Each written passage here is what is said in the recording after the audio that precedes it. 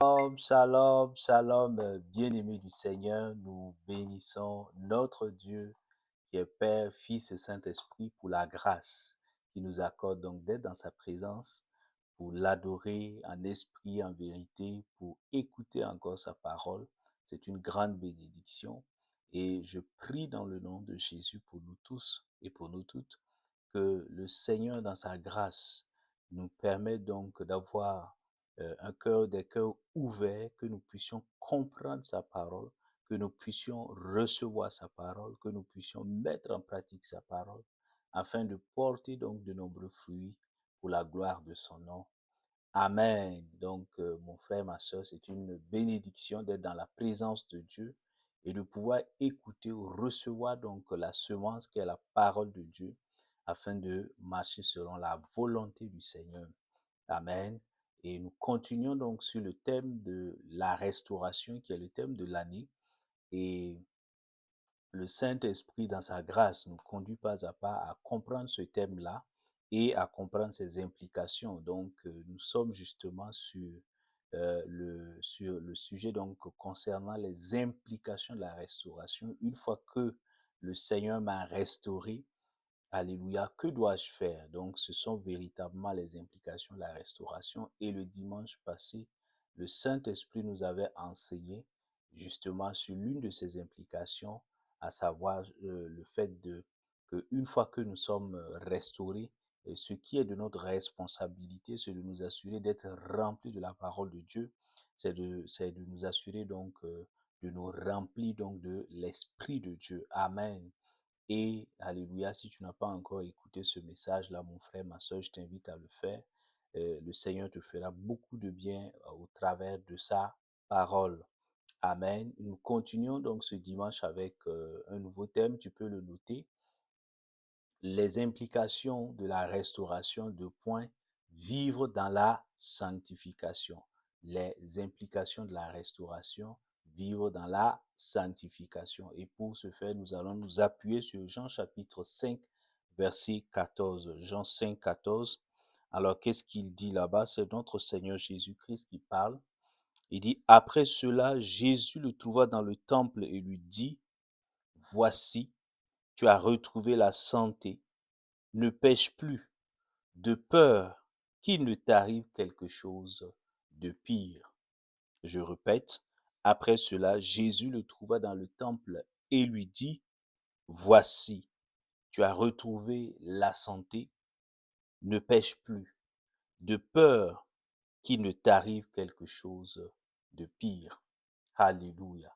Donc, pour remettre un peu le verset dans son contexte, Jésus donc est à Jérusalem, il est il y a donc une fête des Juifs et il s'y rend. Donc, et là, il y a à côté, donc, à Jérusalem, là, il y a une piscine qu'on appelle Bethesda. Et Jésus, donc, se rend dans ce lieu-là et il constate que, alléluia, il y a de nombreux malades qui sont là et qui attendent qu'un ange vienne donc remuer cette piscine-là. Le premier arrivé, donc, le premier à se plonger dans cette piscine-là, quelle que soit sa maladie, reçoit la guérison. Et il est là. Donc, Jésus est là. On imagine la scène. Jésus est là. Il voit ces nombreux malades-là qui attendent donc ce moment assez particulier pour se jeter et recevoir leur guérison, pour se jeter dans la piscine et recevoir leur guérison. Donc, il s'approche de l'un, donc, il s'approche d'un homme, alléluia, la Bible donc décrit, il ne donne pas son nom, il ne donne pas son âge, mais on sait qu'il s'agit d'un homme qui était couché là et qui souffrait d'une maladie donc depuis 38 ans. Depuis 38 ans, alléluia. Et Jésus va vers cet homme-là et lui demande s'il veut être guéri. L'homme lui explique que il veut bien, mais il n'y a personne donc pour le transporter au niveau de la piscine pour qu'il reçoive donc cette guérison, oubliant que en réalité il avait le Dieu qui guérit devant lui. Alléluia. Et justement, Jésus, dans sa grande miséricorde, dans son amour, dans sa compassion, va guérir cet homme. Alléluia. Il va lui dire, prends ton lit et marche instantanément, immédiatement. Cet homme va recevoir la guérison. Il va être restauré dans sa santé et il va donc, il va s'en aller. Et les Juifs vont être scandalisés par ça. Ils vont dire, c'est pas possible. C'était un jour de sabbat que Jésus fait ce miracle. Et Il demande donc à cet homme-là de leur indiquer ben, qui l'a guéri de son mal. L'homme à l'époque, ben, il ne savait pas justement donc qui était Jésus. Il va retrouver plus tard Jésus donc dans le temple et c'est dans ce contexte que Jésus, qui retrouve cet homme qui a été restauré dans sa santé, il va lui dire, va, ne pêche plus. Et il ajoute, de peur qu'il ne t'arrive quelque chose de pire. Alléluia. Tu entends mon frère, ma soeur. Donc, il est extrêmement important par cette phrase-là. Le Seigneur était en train d'inviter, d'exhorter, sinon même d'ordonner à cet homme-là qu'à partir du moment où il a été restauré par le Seigneur, il, de, il devait maintenant marcher dans une vie nouvelle, dans une vie donc de sanctification. Il devait vivre dans la sanctification. Alléluia. Donc, et c'est l'une des implications de la restauration. Amen. Je prie que le Seigneur nous accorde la grâce de bien comprendre ce message, de l'appliquer dans nos vies quotidiennes au nom de Christ Jésus. Amen. Donc, pour examiner ce thème à la lumière donc de la parole de Dieu, nous allons passer en revue trois éléments. Le premier élément, c'est la définition. Il faudrait bien comprendre comment la Bible définit la sanctification. Il faudrait avoir une bonne compréhension de cette notion. Alléluia. Une mauvaise compréhension de cette notion peut nous égarer. Deuxième élément assez important que nous allons développer par la grâce de Dieu, c'est de montrer en quoi la restauration implique-t-elle la nécessité de vivre dans la sanctification. Et enfin, nous verrons à la lumière de la parole de Dieu comment, alléluia, nous pouvons aujourd'hui vivre dans la sanctification, que ce soit après notre restauration et de manière quotidienne. Amen. Alors, premier élément, tu peux le noter, premier point, qu'est-ce que la sanctification d'un point de vue biblique? Comment la Bible définit-elle la sanctification? Alors, la Bible distingue deux formes d'abord. Donc, on ne voit pas dans les Saintes Écritures un aspect où Dieu va définir la sanctification, c'est ceci, c'est cela, mais à travers donc un certain nombre de versets, à travers un certain nombre de situations, à travers un certain nombre donc de paroles, nous pouvons voir comment Dieu lui-même perçoit la sanctification, qu'est-ce qu'il en dit, qu'est-ce qu'il dit au sujet de la sanctification. Et quand on observe cela depuis l'Ancien Testament jusqu'au Nouveau, on se rend compte que la sanctification, alléluia, elle est vue donc sous un double niveau. Alors, c'est comme deux formes de sanctification, c'est alléluia. Donc, la Bible distingue comme deux catégories de sanctification. Alors, première forme, c'est ce que moi j'appelle la sanctification identité ou la sanctification statut. Alléluia. Donc, la sanctification identité, qu'est-ce que c'est, mon frère, ma soeur? Alors, on voit que la sanctification identité, c'est une forme de sanctification qui décrit notre nouvelle nature spirituelle, alléluia, grâce à l'œuvre achevée de Christ à la croix. Donc, c'est un état spirituel, c'est une identité spirituelle. C'est un statut spirituel. Et je précise que c'est une nouvelle, alléluia, identité spirituelle, c'est une nouvelle nature spirituelle, alléluia, que nous obtenons grâce à l'œuvre achevée de Christ à la croix. Donc, une fois que nous recevons Christ, alléluia, comme Sauveur et comme Seigneur, nous acquérons cette nouvelle identité, cette nouvelle nature en Christ. Alléluia. Et donc, nous devenons saints. Amen. Nous sommes appelés saints, les saints de Dieu. Alléluia. Quelle bonne nouvelle, quelle grande nouvelle. Et tu peux le voir dans Hébreux chapitre 10, verset 10, Hébreux chapitre 13, verset 12, 1 Corinthiens 6, verset 11. L'apôtre Paul nous rappelle, il dit, vous avez été lavés, vous avez été purifiés, vous avez été sanctifiés en Christ Jésus. Donc, c'est par le sacrifice de Christ à la croix que toi et moi, nous sommes sanctifiés. Donc, on ne nous appelle plus pécheurs parce que notre nature a changé.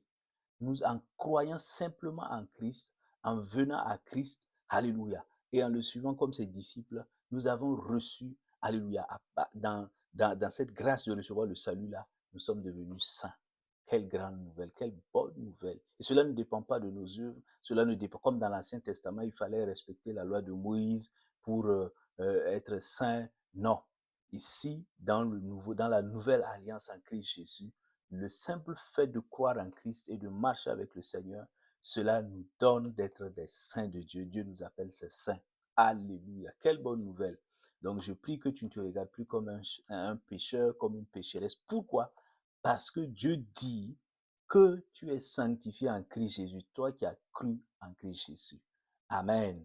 Alors, et je voudrais vraiment souligner que cette sanctification identité-là, alléluia, c'est une grâce. Tu n'as rien fait, je n'ai rien fait pour mériter cela. C'est une faveur que le Seigneur nous a accordée, alléluia, lorsque nous avons reçu Christ comme Sauveur et Seigneur. Et elle est définitive. Nous recevons cette identité-là. Nous sommes saints, saints de nature. Alléluia. Nous sommes saints.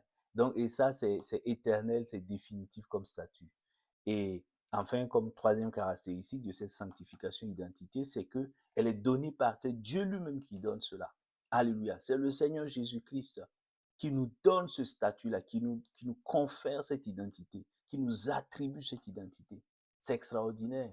Toi et moi, nous n'avons rien fait pour, alléluia, à part simplement recevoir Christ comme Sauveur et Seigneur. Et je voudrais t'inviter pendant que tu écoutes ce message, mon frère, ma soeur, peu importe ta religion, peu importe ta confession religieuse, peu importe tes croyances, si tu n'as pas encore cru que Christ est le Sauveur de l'humanité, qu'il est venu, qu'il a souffert, qu'il est mort à la croix, alléluia, et qu'il est ressuscité, pour que tu obtiennes le pardon de tes péchés et la vie éternelle, c'est le moment, mon frère, ma soeur, de confesser, de te repentir sincèrement de tes péchés, de te détourner de tes péchés et de recevoir Christ comme Sauveur et Seigneur, de croire véritablement en Christ et de recevoir cette nouvelle identité.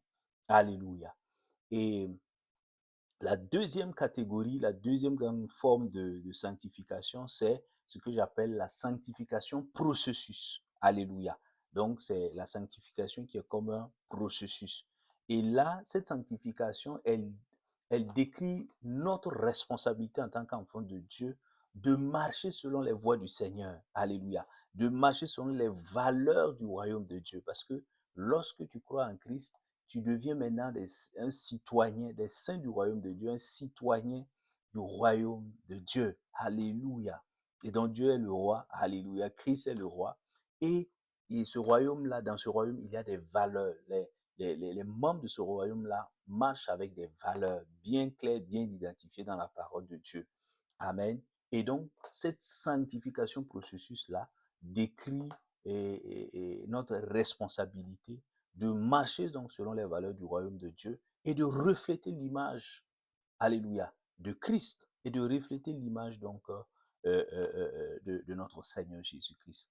Et nous le voyons dans Hébreux chapitre 12, verset 14 et Éphésiens chapitre 5, verset 3, Apocalypse 22, 11. Mon frère, ma soeur, tu peux trouver ces références-là qui explicitent justement cette notion de sanctification processus. Et justement, elle a des caractéristiques également. C'est une responsabilité. Donc, le fait donc de marcher dans cette sanctification, Dieu ne descendra pas de son trône pour venir donc nous conduire dans cela. Non, non, mon frère, ma soeur. Cette sanctification, elle repose sur nous d'abord. C'est une responsabilité personnelle en tant que croyant en Christ Jésus. Alléluia. C'est notre responsabilité de marcher donc dans la sanctification. Donc ça, c'est d'abord un. Ensuite, c'est une responsabilité quotidienne. Chaque jour, toi et moi, en tant que disciples de Christ, en tant que croyants, alléluia, en Christ, là, nous devons marcher dans la sanctification. Et enfin, c'est un effort. Donc, la sanctification en ce moment demande que nous puissions donc accomplir des efforts, que nous puissions poser des actions concrètes, alléluia, pour manifester justement cette sanctification-là. Donc, elle n'est pas abstraite, elle est concrète. Elle demande donc des actes, des efforts à accomplir quotidiennement pour marcher selon les valeurs, conformément aux valeurs du royaume de Dieu. Je prie que le Seigneur donc nous aide, alléluia, à d'abord être conscient de notre identité de saint et de sainte en Christ Jésus, et enfin que le Seigneur, dans sa grâce, nous aide à marcher, alléluia, dans la sanctification tous les jours, au nom de Christ Jésus. Amen. Alors, deuxième grande question, mon frère, ma soeur, que nous nous posons à la lumière des Saintes Écritures, quelles sont, et bon, ce n'est pas en tant que telle une deuxième grande question, mais c'est une précision, quelles sont les dimensions de notre être qui sont impliqués, qui sont concernés par la sanctification. Alléluia. Et notamment la sanctification processus ici, qui est une sanctification de responsabilité.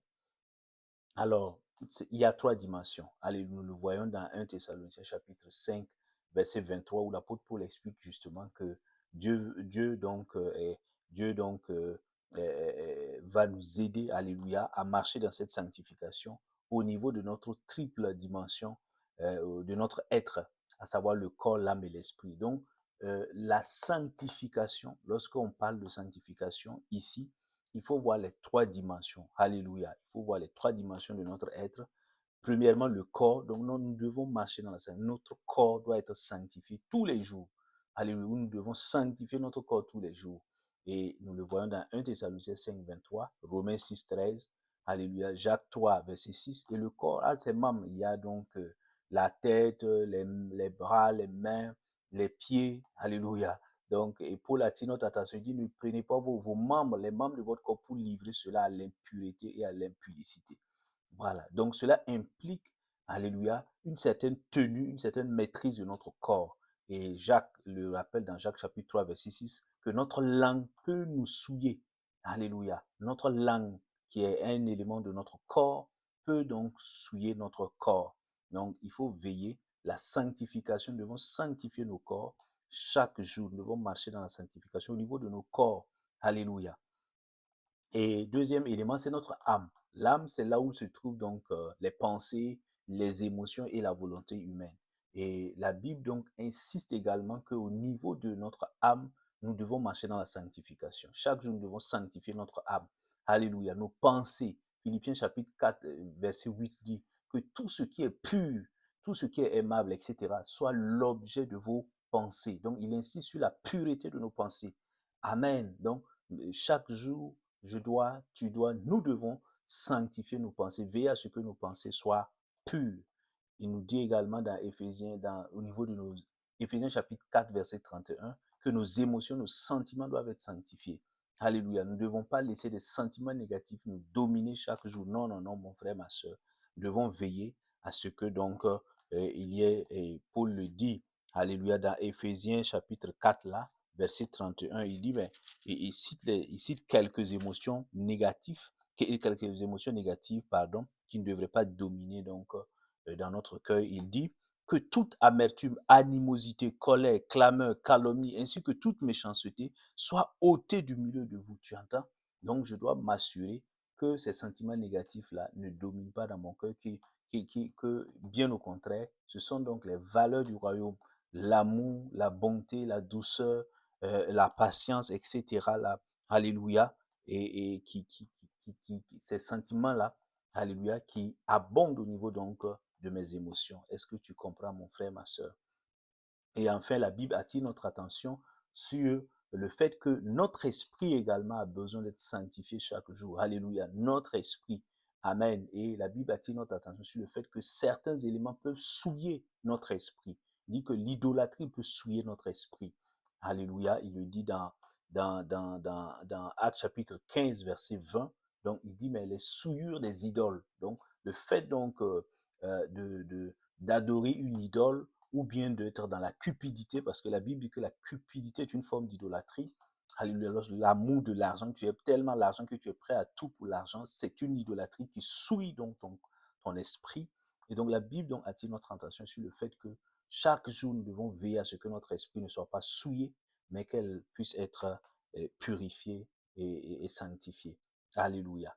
Donc, il est extrêmement important. Donc, que ce soit Matthieu chapitre 15, verset 11, tu vois ces éléments. Actes chapitre 15, verset 20. Amen. Concernant la sanctification de l'esprit. Donc, je prie dans le nom de Jésus que le Saint-Esprit, dans sa grâce, nous aide à marcher donc dans la sanctification au niveau de notre corps, de notre âme et de notre esprit, au nom de Jésus. Amen. Alléluia. Nous continuons avec la deuxième grande question. En quoi, alléluia, la restauration implique-t-elle de vivre dans la sanctification tous les jours? En quoi? Jésus dit à cet homme-là qui vient d'être restauré dans sa santé, va et ne pêche plus. Waouh! Donc, autrement dit, le Seigneur dit, maintenant, mon frère, tu as été guéri, tu as reçu la guérison. marche dans la sanctification. Donc, en quoi la restauration implique-t-elle de vivre dans la sanctification? Première réponse se trouve dans 1 Thessaloniciens chapitre 4, verset 3 à 4. Il dit, la restauration implique la sanctité, elle implique donc de vivre, notre restauration implique de vivre dans la sanctification parce que le Dieu qui nous a restaurés, Amen, veut, c'est sa volonté, que nous marchions dans la sanctification, que nous vivions dans la sanctification. C'est sa volonté, le Dieu qui nous a restaurés. Amen. Peut-être c'est la maladie, peut-être c'était le chômage, peut-être c'était l'envoûtement, peu importe la dimension de la restauration dans notre corps. Alléluia. Ce Dieu-là, Jésus-Christ de Nazareth, qui nous a restaurés. Amen. C'est ça. Il veut que nous vivions dans la sanctification.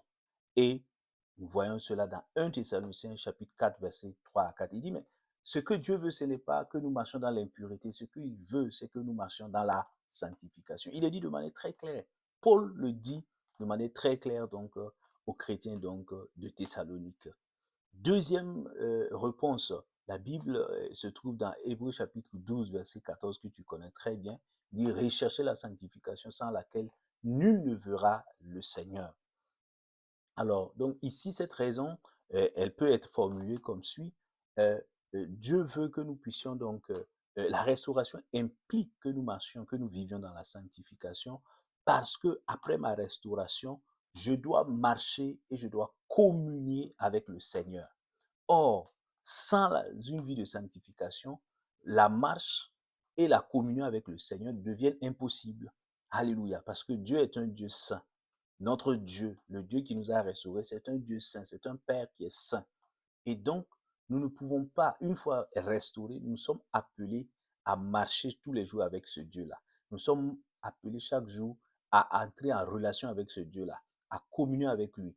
Or que si nous ne vivons pas dans la sanctification, cette communion devient impossible. Alléluia. Cette marche avec le Seigneur devient quasiment impossible. Est-ce que tu comprends, mon frère, ma soeur? Donc, c'est pourquoi il dit, rechercher la sanctification sans laquelle nous ne verrons le Seigneur. Ce n'est pas d'abord dans l'au-delà que nous allons voir le Seigneur, mais même dans notre marche quotidienne, si nous refusons de marcher et de vivre dans la sanctification, nous ne verrons pas le Seigneur dans le sens de nous n'expérimenterons pas sa présence à nos côtés. Alléluia, parce que Dieu ne veut pas marcher donc dans l'impureté, ne peut pas marcher à côté donc d'une personne, alléluia, qui se dit son enfant et qui vit dans l'impureté, qui accepte l'impureté, l'impudicité. Non, mon frère, ma soeur. Alléluia. Donc, il est extrêmement important de le comprendre. Et troisième donc réponse, en quoi la restauration implique-t-elle donc de vivre dans la sanctification? C'est parce que mon refus ou ma négligence de vivre dans la sanctification m'expose ou pourrait m'exposer à retomber sous l'esclavage de Satan. Alléluia. Avant que Dieu ne me restaure, j'étais comme sous l'esclavage de Satan. Alléluia. Que ce soit par la maladie, que ce soit par d'autres éléments, j'étais comme esclave de Satan. Parce qu'il dit que, la Bible dit, ce qui a triomphé de toi, tu es esclave de ce qui a triomphé de toi. Alléluia. Si la maladie était dominante, je deviens comme esclave de la maladie. Et bien d'autres choses. Donc, Jésus avertit cet homme, il le voit, il le restaure, il le guérit. Et il dit maintenant, va et ne pêche plus, de peur qu'il ne t'arrive quelque chose de pire. Waouh! Le monsieur était malade depuis 38 ans. Donc, ce qui va être pire maintenant, ça va être la mort, parce qu'il était malade. Donc, s'il va et qu'il retombe dans le péché, Jésus, à travers cette phrase, même met en lien deux choses. C'est comme si ce péché-là, avec le péché, on ne sait pas c'est quel type de péché qu'il avait commis, avait, alléluia, avait un lien avec sa maladie. C'est comme si le Seigneur disait, tu vois, tu as péché. C'est comme si tu avais ouvert une porte et l'ennemi est entré par là et t'a causé cette maladie. Et tu es resté donc handicapé, tu es resté donc paralysé sous l'effet de la maladie pendant 38 ans. Donc Jésus dit, de peur qu'il ne t'arrive quelque chose de pire. Ce qui peut lui arriver de pire, ben, ce n'est plus de retomber malade, puisqu'il était malade. Il a été guéri, c'est de mourir maintenant. Alléluia. C'est de mourir complètement. Donc ici, il y a véritablement, nous devons prendre conscience qu'une fois que le Seigneur nous a restaurés, que ce soit dans notre santé, dans notre destinée, dans notre fécondité, dans peu importe la dimension, alléluia, le Seigneur attend à ce que nous puissions marcher dans la sanctification, alléluia, pour pouvoir, alléluia, pour nous-mêmes, pour notre propre bien, afin de ne pas retomber sous l'esclavage de Satan. Parce que le Satan rôde, cherchant toujours qui dévorer. Tu connais bien ce texte-là, mon frère, ma soeur. Alors, donc, tu vois, tu peux le voir dans Jean chapitre 5, verset 14, Jean chapitre 8, verset 11. Jésus dit également à la femme à qui, donc, il vient de pardonner l'adultère, il lui dit, va et ne pêche plus. Alléluia. Donc, tu vois, c'est extrêmement important. Et donc, je prie dans le nom de Jésus que le Seigneur, dans ça, nous fasse encore grâce, alléluia, qui nous aide, qui nous fortifie et que nous puissions, après notre restauration, que nous puissions vivre dans la sanctification tous les jours au nom de Christ Jésus. Amen. Alors, c'est bien beau de savoir qu'il est important de vivre dans la sanctification, mais la question fondamentale que nous pouvons nous poser, c'est de savoir comment nous pouvons y arriver par la grâce de Dieu, comment nous pouvons y arriver chaque jour. Alléluia. Et la Bible ne nous laisse pas sans réponse. La Bible nous donne un certain nombre de recommandations. Et en mettant en pratique ces recommandations, nous allons voir que le Seigneur nous aidera, alléluia, à vivre quotidiennement dans la sanctification, conformément à notre nouvelle identité de saint et de sainte en Christ Jésus. Amen. Alors, première recommandation, la Bible donc nous recommande de chercher à connaître profondément le Seigneur Jésus-Christ. Nous devons chercher à avoir une connaissance approfondie, pas superficielle, religieuse du Seigneur Jésus. Alléluia. Paul le dit. Paul dit, si nous avons connu le Christ dans la chair, maintenant nous le connaissons par la révélation. Donc, alléluia. Et la connaissance de Christ est fondamentale. Amen.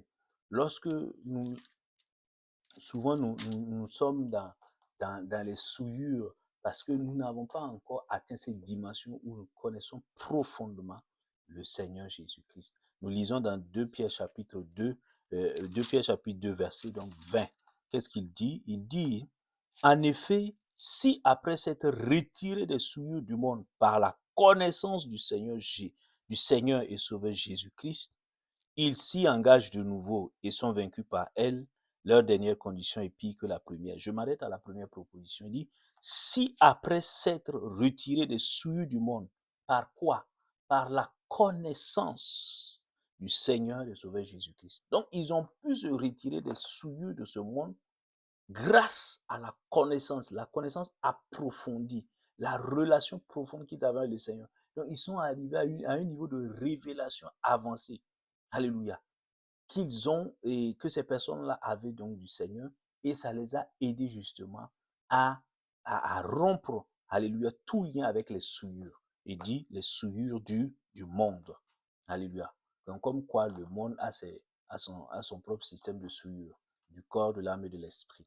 Est-ce que tu comprends? Donc ici, ce qui a aidé ces personnes-là, alléluia, à se retirer des souillures, à s'éloigner donc de toute forme d'impureté, c'était leur connaissance du Seigneur Jésus-Christ. Parce qu'une fois que tu cultives cette intimité avec le Seigneur, alléluia, tu ne peux que t'éloigner de toute forme de souillure et d'impureté.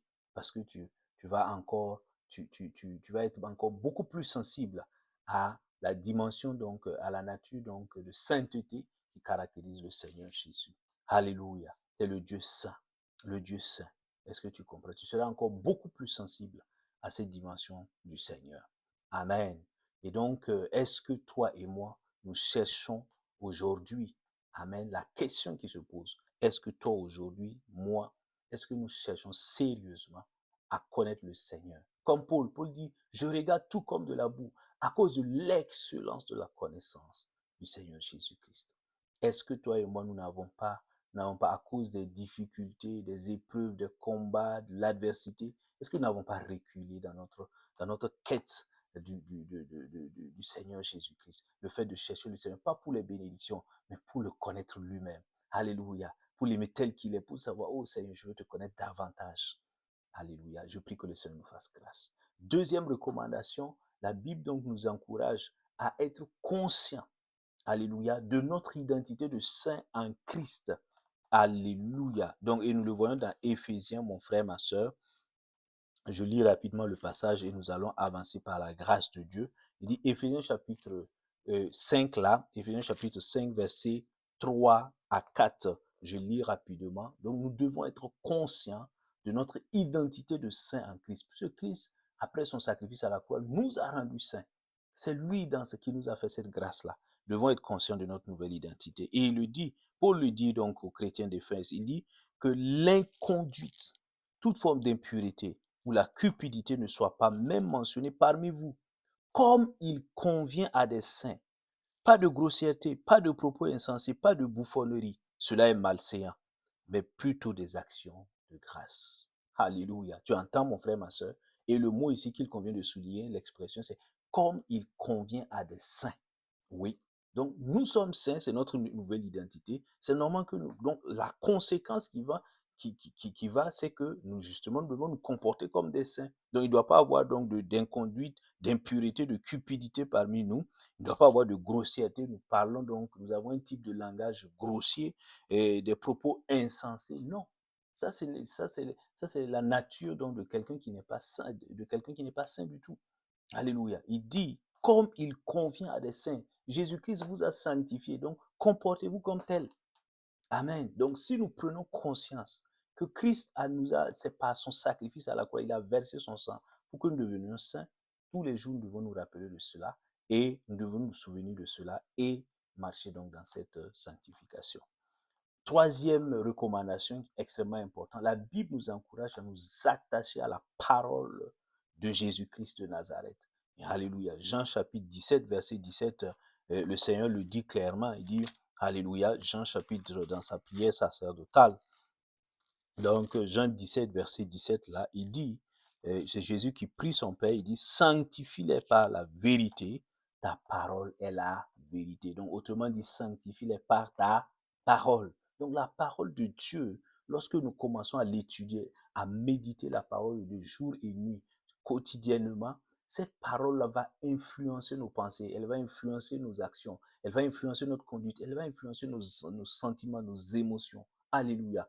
Et nous qui avions des pensées impures, la parole va infuser nos pensées et nos pensées vont devenir pures maintenant, comme conformément à Philippiens 4:8. Donc, alléluia, cette parole-là va entrer. La Bible dit que la parole de Dieu est vivante et puissante.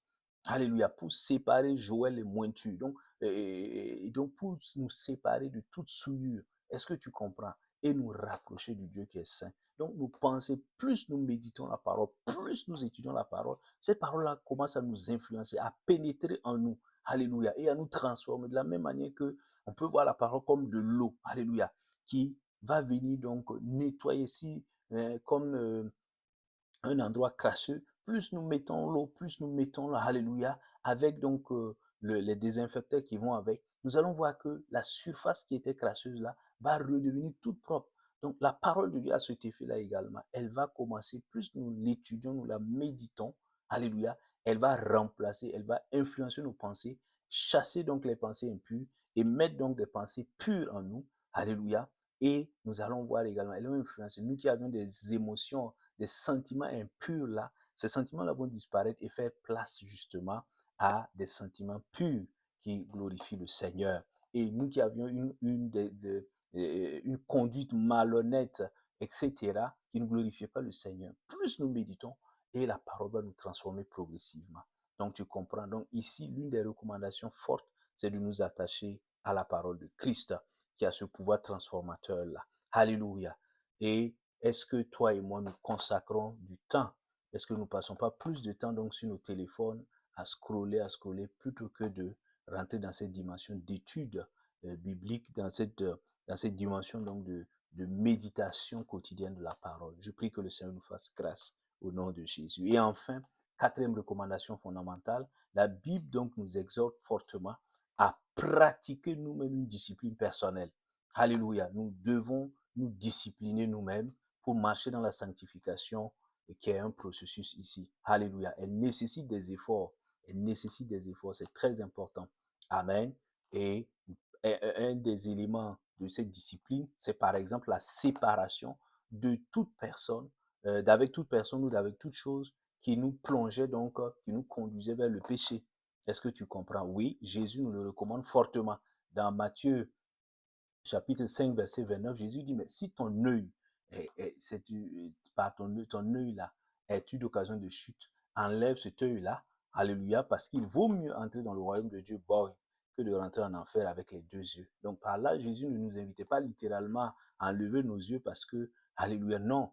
Il était en train de nous dire, comme donc c'est par cet œil-là, alléluia, tu regardes certaines choses, essaie de discipliner ton regard, évite certaines situations, évite de regarder certaines plateformes, évite de regarder certaines émissions, ainsi tu vas toi-même t'éloigner de ce qui était comme des souillures de, alléluia, de ton corps ou de ton âme, et tu vas marcher dans la sanctification. Si tu sais qu'en regardant tel film ou telle émission ou telle plateforme, alléluia, il y a donc des contenus qui ne sont pas donc à la gloire du Seigneur, des contenus impurs qui font la publicité de l'impureté, de l'impudicité, alléluia, il vaut mieux, alléluia, s'éloigner de ces plateformes-là, de ces contenus-là, amen, et de marcher dans la sanctification.